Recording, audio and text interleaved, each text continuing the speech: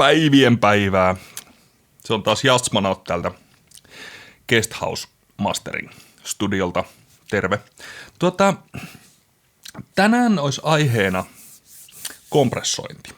Ja enemmänkin tälleen niin kuin masterointikontekstissa, kun on joutunut lähiaikoina vähän selittelemään eri ihmisille, että tuntuu olevan vähän niin kuin hakusessa monilla, että mitä se niin kuin oikein meinaa ja miten masterointia silmällä pitää niin kuin kannattaa miksata ja varsinkin se dynamiikka-osio. No, mä sanon yhden jutun heti ensi alkuun. Jos sä haluat, että se sun biisi tulee lujaa ja potkii, silleen niin kuin Amerikan malliin, niin miksaa se sillä lailla. Miksaa se potkimaan lujaa ja tulemaan lujaa. Koska jos sä teet hirvittävän dynaamista musiikkia ja tuot sen mulle masterointiin, niin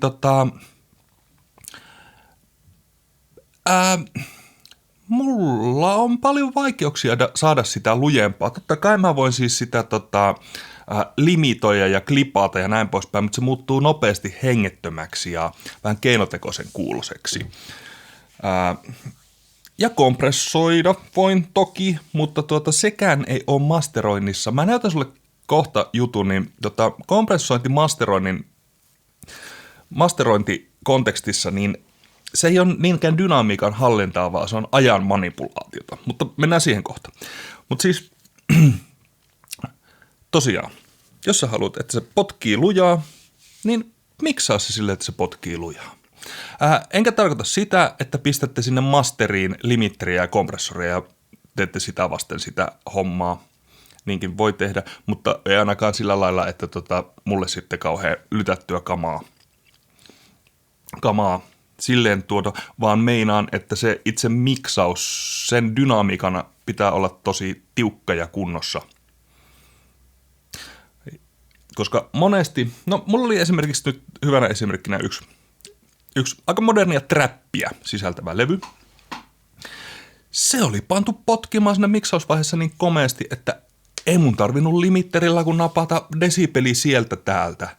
Ja se tuli niinku todella lujaa ja todella dynaamisesti, vaikkei siinä niinku periaatteessa sitä itse dynamiikkaa ihan kauheasti ollut. Mutta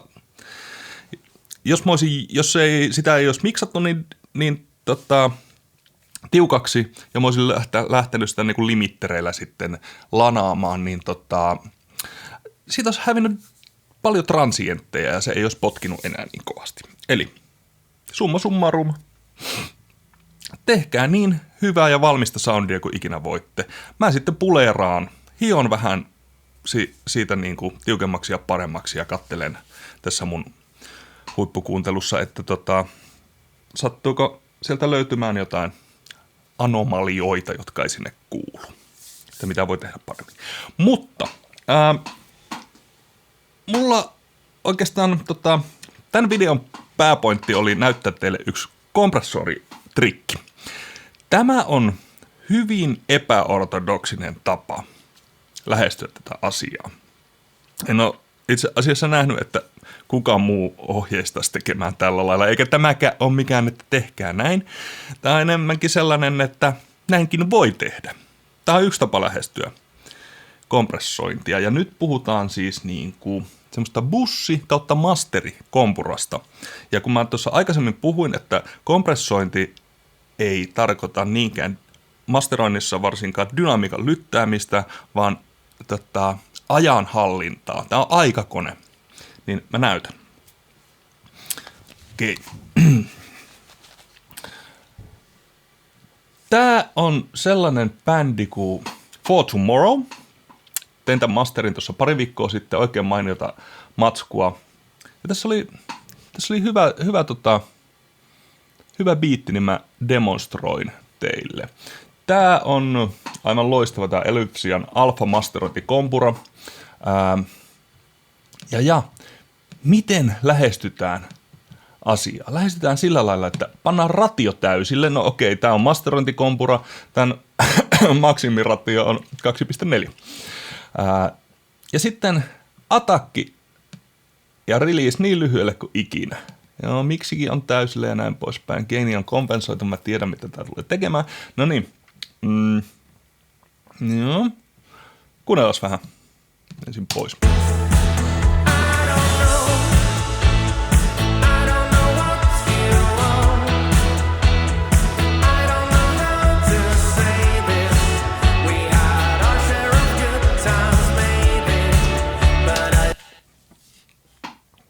Aika hyvän kuulosta soundia.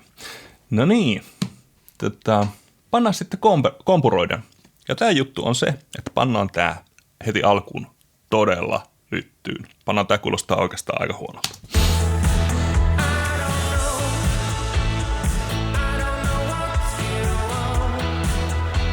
Ja koska atakki-aika tässä on äärimmäisen lyhyt ja release, niin tämähän menee särölle. Sen luonne. Okei, mutta temppu on se, että lähdetään aukasen atakki-aikaa.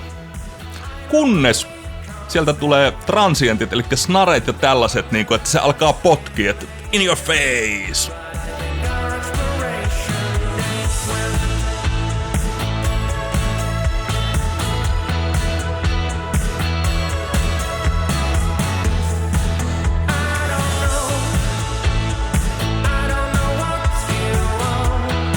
Meni yli. Jotain tällaista. Tämän jälkeen kun meillä on toi atakki hallussa, se päästää hyvin transientit, niin etsitään releasit silleen, että tää koko hässäkkä rupee hengittää, hyökkää eloon.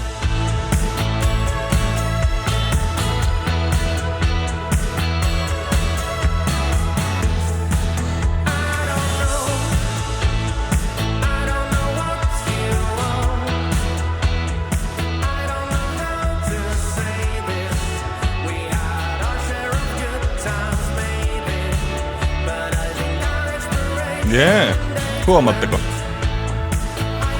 Nyt lähdetään sitten noskevää Ja nyt meillä on tää päästää kivasti atakit läpi ja toi release on säädetty sillä lailla, että se vähän kyykkää aina kivasti tossa, niin sitten otetaan ratiota alemmas. 1,5 desibeliä, tosi vähän.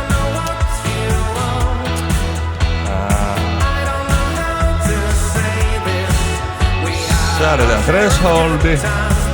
Ei tarvitse paljon. Nyt pannaan tää pois päältä.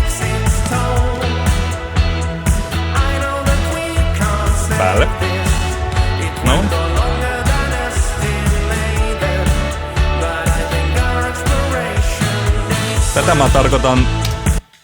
Tätä mä tarkoitan sillä, että tää on aikakone. Tää muokkaa dynamiikkaa, joka on aikaa.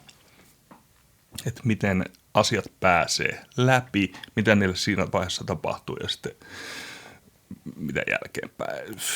Oliko tämä nyt tarpeeksi sekaavaa? No, kuunnellaan vielä tätä niin kuin ennen ja jälkeen. Erohan on pieni ja huomaamaton, mutta masteroinnissa kaikki hommat on pieniä ja huomaamattomia. Tehdään paljon pieniä asioita, jotka yhdessä sitten herättää jutut henkiin.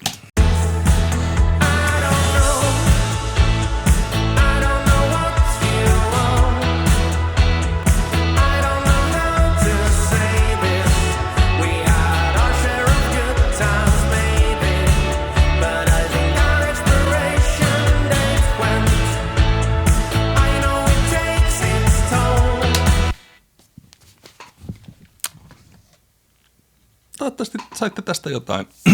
toi kikka toimii että lähdetään tiukoilla asetuksella ja atakkia ja releaseä etsitään tuolla lailla. Ne se toimii yllättävän monissa paikoissa, esimerkiksi rumpupusseissa sun muissa. Ja niin kuin sanottu, se on vaan yksi tapa lähestyä tätä asiaa. Mä lähestyn tällä tavalla välillä. Välillä me ei haluta, että se elää yhtään sen enempää, mutta tällaisessa musassa esimerkiksi se toimii tosi hyvin. Tehdään siihen semmoista pientä keinuntaa. Niin. Ai. Hei, kiitoksia mielenkiinnosta. Jatketaan tuonnempana.